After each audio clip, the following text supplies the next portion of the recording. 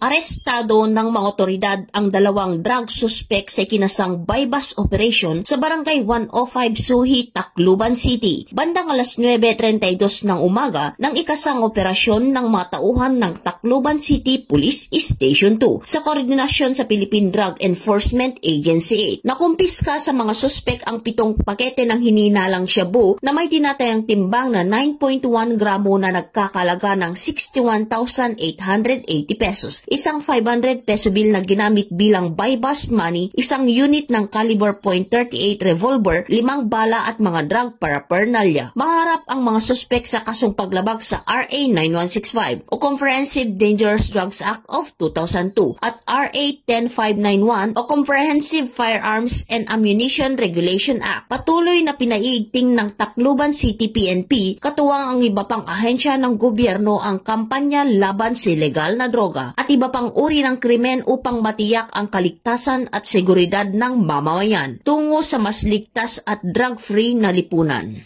Mula dito sa Eastern Visayas, ako ang inyong PNN correspondent, Patrolwoman Palafox, alagad ng batas, tagataguyod ng Balitang Pulis.